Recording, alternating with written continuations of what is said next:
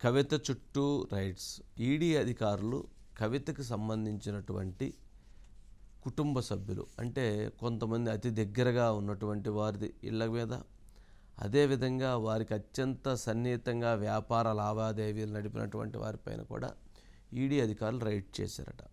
అంటే కవిత ఈ 7 రోజుల్లో ఇచ్చినటువంటి స్టేట్మెంట్స్లో కొన్ని ఆధారాలను వాళ్ళు అడిగినప్పుడు అవి పలానా ఇంటి దగ్గర ఉన్నాయి, లేదా పలానా వాళ్ళకి ఇచ్చాను, లేదా పలానా వాళ్ళతో కలిసి వ్యాపారం చేశానని చెప్పటం ద్వారా వాళ్ళు వచ్చి రైడ్ చేశారనేటువంటిది ఇప్పుడు వస్తున్నటువంటి బేసిక్ ఇన్ఫర్మేషన్. అయితే కవితని మరొక 3 రోజుల పాటు రౌస్ ఎవెన్యూ కోర్టు పోలీస్ కస్టడీకి, ఈడీ కస్టడీకి ఇవ్వటం జరిగింది. ఇప్పుడు ఈడీ అధికారులు హైదరాబాద్లో జల్లెడ పడుతూ ఉన్నారు. చాలామందికి సంబంధించిన డేటాని సేకరిస్తూ ఉన్నారు. సరే, కేజ్రీవాల్ని కస్టడీకి ఇవ్వటం జరిగింది. 7 రోజులు అనుకుంటా, 6 రోజుల కస్టడీకి. కేజ్రీవాల్ విచారణను ఎదుర్కొంటూ ఉన్నారు. కేజ్రీవాల్ ఒక పోలీస్ అధికారి నన్ను బలవంతంగా నెట్టాడు, నా మీద దురుసుగా ప్రవర్తించాడని కూడా కంప్లైంట్ చేశాడు. ఇదంతా ఒకవైపు నడుస్తూ ఉంది.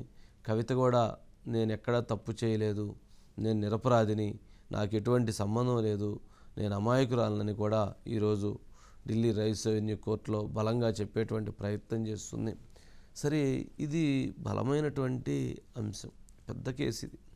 అయితే ఇక్కడ మనం గమనించాల్సింది ఏంటంటే, ఇంత జరుగుతూ ఉంటే కేసీఆర్ గారి మౌనం ఎందుకు? దేని గురించి కేసీఆర్ గారి మౌనం? ఏ విషయంలో కేసీఆర్ గారు హర్ట్ అయ్యారు? ఏ విషయంలో ఆయన వ్యూహాలని ఆలోచిస్తున్నారు అనేది ఇప్పుడు ప్రశ్న.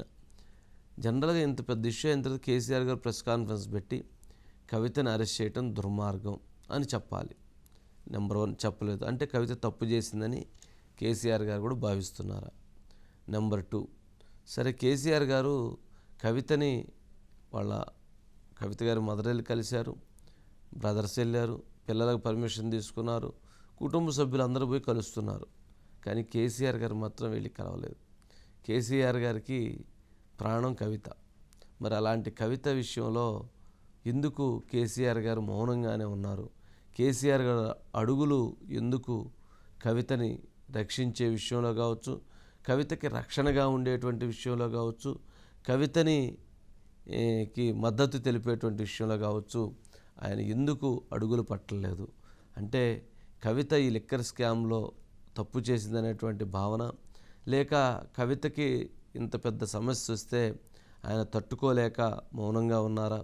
లేదా ఈ కేసులో ఆయన కూడా ఇన్వాల్వ్ అయితే ఇది మరింత రాజకీయ ప్రకంపనలు సృష్టిస్తుందని భావిస్తున్నారా?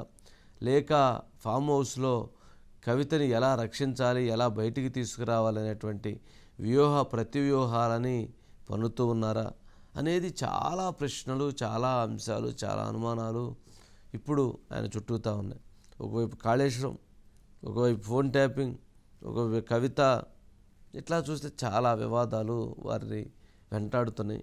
కేసీఆర్ గారు మౌనంగా ఉన్నారు అని అంటే చాలా పెద్ద దెబ్బ వేయటానికి సిద్ధంగా ఉంటారు.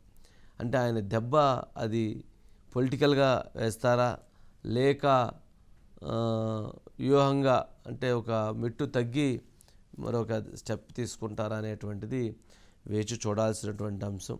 సరే, దీనికి సంబంధించి